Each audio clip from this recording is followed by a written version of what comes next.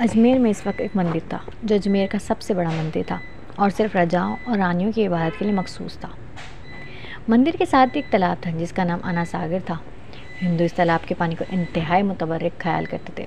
उनका अकीदा था कि जो इस तालाब में गुस्ल कर ले उसके सब गुनाह झड़ जाते हैं। कहते हैं इस मंदिर में रात को इतने चिराग जलते थे कि रात 3.5 मन तेल इन चिरागों में इस्तेमाल होता था। इर्द गिर्द के कई देहात मंदिर के नाम थे, यानी इन देहात की आमदन मंदिर पर खर्च होती थी। मंदिर में हज़ारों मुलाजिमिन थे जिनका काम आने वालों की रहनुमाई करना था कि कौन सा खुदा बेटे अता करने वाला है, कौन सा देवता सेहत तंदुरुस्ती का मालिक है और किस मूर्ति की पूजा दौलत मेहरबान होती है, किस मूर्ति से करने से हमारी रिस्क में बरकत होती है। ये सब नाउज़ुबिल्लाह वो लोग करते थे।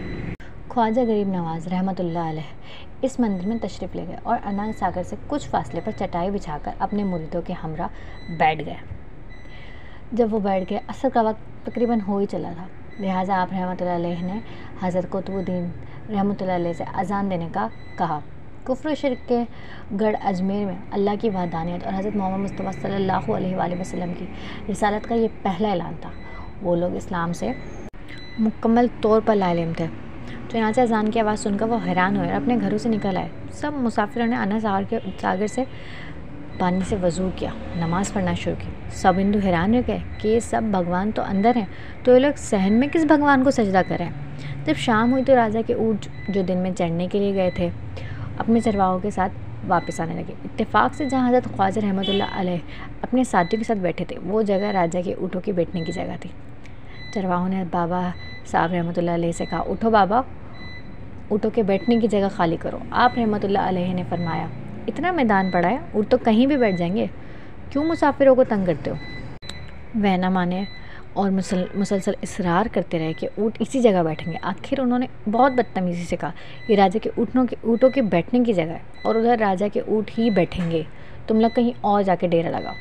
आखिर आप रहमतुल्लाह अलैह ने उठते हुए हज़रत कुतुब से फरमाया, उठो कुतुबुद्दीन, ये कह रहे हैं ये ऊँटों की बैठने की जगह है, तो चलो ऊँट ही बैठे रहें। ये कहकर आप रहमतुल्लाह अलैह अपने साथियों समेत वहाँ से उठ गए। अगली सुबह जब ऊँटों को चराई के लिए ले जाने का वक्त आया और चराहों ने ऊँटों को उठाना चाहा तो उन्हें पता लगा कि ऊँट तो उठने के काबिल ही नहीं है। उन्होंने ऊँटों को मार मार के ज़बरदस्ती उन्हें उठाना चाहा, लेकिन वो बैठे ही रहे। चरवाहे परेशान हो गए।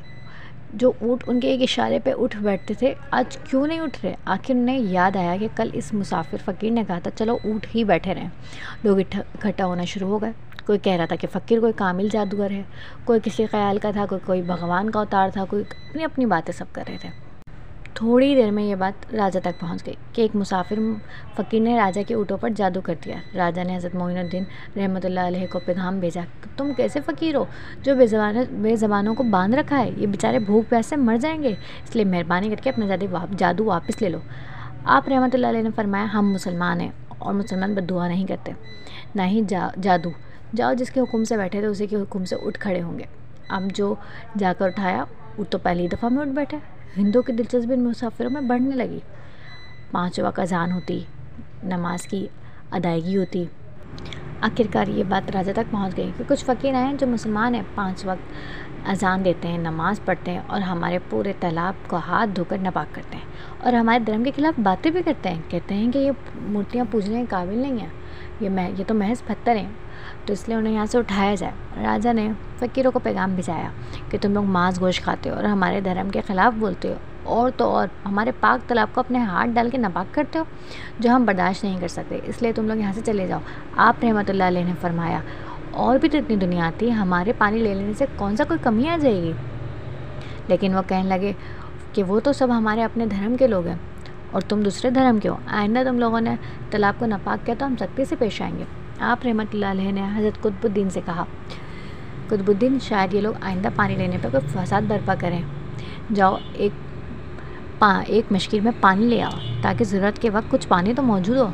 लिहाजा हज़रत कुतुब रहमतुल्लाह अलैह ने उनसे फरमाया, चलो हम मशकीज़ा भर लेते हैं। वो इस शर्त पर मान गए कि तुम्हारा जिस्म पानी ना छुए। हज़रत कुतुब रहमतुल्लाह अलैह तालाब की सीढ़ियों पर जा बैठे और मशकीज़ा से पानी में डिबोया। जब वो भर गया तो हज़रत कुतुबुद्दीन रहमतुल्लाह अलैह ने वो मशकीज़ा ऊपर खींचा, लेकिन जो ही मशकीज़ा पानी से भर आया अना सागर का पानी खुश हो गया। खुश्क हो गया, गोया सारा अना सागर मुश्किल से बंद हो गया हो। अना सागर का खुश्क होना था कि पूरे अजमेर में कुरान मच गया। वो रो रहे थे कि हम जो गुनाहों की गठरियाँ लाते हैं वो अना सागर में घुसल करके उनसे छुटकारा पा लेते हैं। अब हम गुनाहों का बोझ किधर लेकर जाएंगे। सारे इलाके में खबर फैल गई कि मुसाफिर फ़कीर ने जादू के ज़ोर से अना सागर को खुश्क कर दिया। राजा इस नई सूरत हाल से बहुत परेशान हुआ। उसने अपने वज़ीरों को बुलाया। सबने यही कहा कि फ़कीर तो जादूगर है या फिर वाकई कोई कामिल फ़कीर है। साथ ही वो परेशान हुए कि अजमेर की रौनक तो थी ही अना सागर के दम से। इसी की वजह से लोग दूर दूर से अजमेर आते थे और अपना ईमान ताज़ा करके लौटते थे। अना सागर के खुश्क हो जाने से हिंदू धर्म की तबलीग को धचका लगेगा और यही तशवीशनाक बात थी कि आखिर तय पाया कि फ़कीर से मुज़ाकरात किए जाएँ। आखिर वो चाहता क्या है? अगर उसके मुतालबात माकूल हों तो तस्लीम कर ली जाएंगी या फिर सब मर्द, औरतें और बच्चे जाकर फ़कीर की मिन्नत समाजत करेंगे को लोगों को परेशानी से निजात दिलाओ और हम पर करम करो। हम पाप बोझ उठाए किधर जाएँ, कैसे सुकून पाए। ये तजवीज़ ज़्यादा आसान थी, लिहाजा तमाम लोग बाबा साहब रहमतुल्लाह अलैह के पास आए और बोले, बाबा तुम भी वज़ू कर लिया करना, लेकिन भगवान के वास्ते हमारा अना सागर हमें लुटा दो। आप रहमतुल्लाह अलैह ने हज़रत कुतुब रहमतुल्लाह से फरमाया, जाओ कुतुब मशकीज़ा वापस तालाब में डाला। जो ही मशकीज़ा तालाब में उल्टाया, अना सागर किनारों तक उछलाया।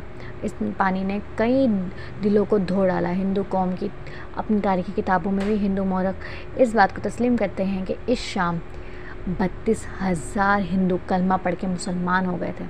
इन हिंदुओं के मुसलमान हो जाने से हिंदू पंडितों और आम हिंदुओं में भी गमो गुस्सा का तूफ़ान उठ खड़ा हुआ और वो सोच में पड़ गए कि फ़कीर अगर कुछ दिन मज़ीद रह गया तो देवी देवताओं का तो नाम लेने वाला भी कोई नहीं रहेगा। लिहाजा लोगों ने राजा को मजबूर किया कि जल्द कुछ किया जाए। राजा ने मंदिर के बड़े पंडित रामदेव को बुलाया और उसे बाबा साहब रहमतुल्लाह अलैह से मनाज़िर देखकर जल्द अज जल्द उन्हें शिकस्त देने और अजमेर से बाहर निकल देने का हुक्म दिया। नामदेव अपने वक्त का माना हुआ पंडित था, जिसकी इल्मी काबिलियत की दूर दूर तक धूम मची हुई थी। उसने राजा को यकीन दिलाया कि जल्द ही राजा कोई अच्छी खबर सुनेगा। रामदेव बाबा साहब रहमतुल्लाह अलैह के पास आया और उल्टे सीधे सवालात करना शुरू किया। बाबा साहब रहमतुल्लाह अलैह ने खामोशी इख्तियार रखी। जब रामदेव ने हद से बढ़कर शोर मचाना शुरू किया तो बाबा साहब रहमतुल्लाह अलैह ने उसकी तरफ आँख उठाए और मुस्कुरा के फरमाया, रामदेव तू शोर मचा रहा है और मैं तेरे माथे पर ईमान का नूर चमकता देख रहा हूँ। इस निगाह और लहजे में जाने क्या जादू था कि रामदेव कदमों पर गिरा और रोते हुए बोला, बाबा जिस धर्म के तुम हो उसी धर्म में मुझे भी शामिल कर लो। सब लोग जो मनाज़िर देखने आए थे उसका यह पलट गया बिल्कुल, और रामदेव जो बाबा को शिकस्त देने आया था खुद इस मुसलमान हो गया। हमारे इस्लाम की ताकत ही कुछ और है। अगर आपको मेरी वीडियो पसंद आए तो प्लीज़ सब्सक्राइब कर दिएगा, लाइक कर दिएगा। Thank you.